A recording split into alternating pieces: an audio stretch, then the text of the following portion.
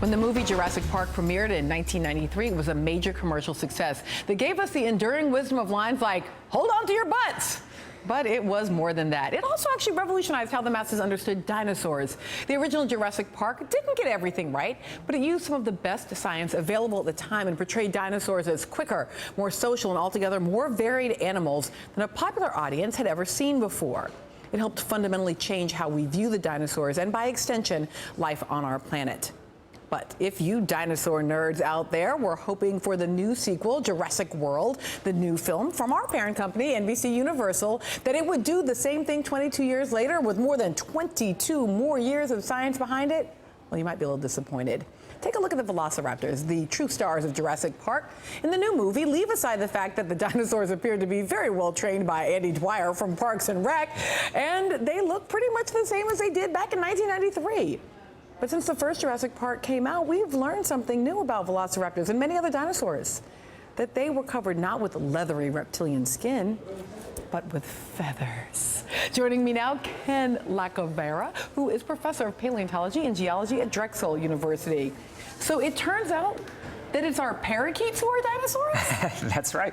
All birds are dinosaurs. A parakeet, a penguin, an ostrich, they're all dinosaurs. Like they, not related to them, they are dinosaurs. Exactly, they literally are dinosaurs. Imagine if you went back to your great-great-grandmother and take all her descendants, and then you have this big family. You wouldn't just like pick Cousin Bob and kick him out of the family, right? So you can't kick birds out of Dinosauria. They're literally dinosaurs. So you saw the movie yesterday, right? I did, yeah. Yeah, and what did you think of the science of it in particular? Well, you know, there were some things that they probably could have done better, but, you know, it's a monster movie, right? I try not to be pedantic about it. It's a fun summer movie, but there were some things that we've learned in the last 20 years that weren't incorporated in the movie. Well, talk to me about what we've learned in the last 20 years. What is new in dinosaur science these days? Sure. Well, we know a lot now about how birds evolved, and we know that that dinosaurs first evolved feathers before flight evolved. So they were probably for some other function, like insulation.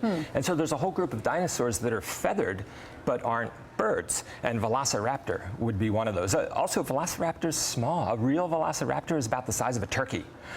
You could take a velociraptor. Oh man, take that chicken, get that dinosaur. But actually, the whole thing about the feathers was highly upsetting to my, Eagle Scout husband, who, as a young boy loved dinosaurs, saw them as like these great fighting reptiles. And something about the fancy feather of it all, I think, is somewhat distressing. And so I'm wondering, is there something big and giant and enormous that we've learned about dinosaurs that can help restore the boyhood to them? Well, they may look fancy, but they can still kill you. So fancy killers. T-Rex probably had some fuzz on its body, maybe even some feathers, but I wouldn't mess with a T-Rex. And what are we looking at here on the table? So we have some fossils here from a site in Mantua Township, southern New Jersey.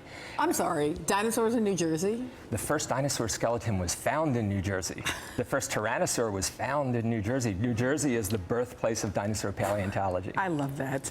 So we have here, this is a bone from a mosasaur that's featured in Jurassic World. And a mosasaur, think of a Komodo dragon that's 45 feet long, has paddles for limbs, maybe a 10-foot jaw, and then it has a second set of teeth at the top of its throat that points backwards, these, to keep you from swimming back out.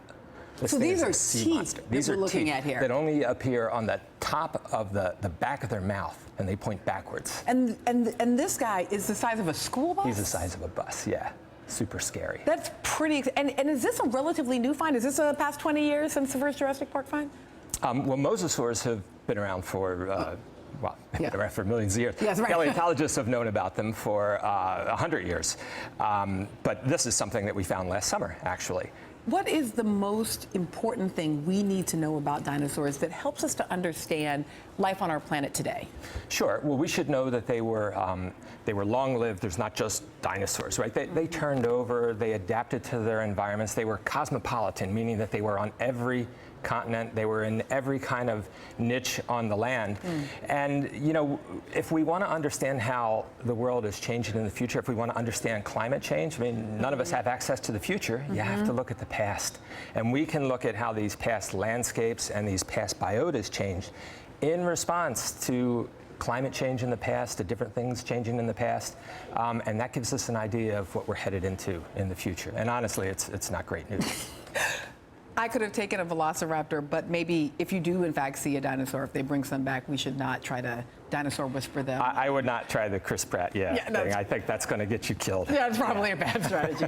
Thank you, Ken. I appreciate you coming, and I appreciate you bringing us some actual dinosaur fossils to take a look at here. We still have a lot to get to this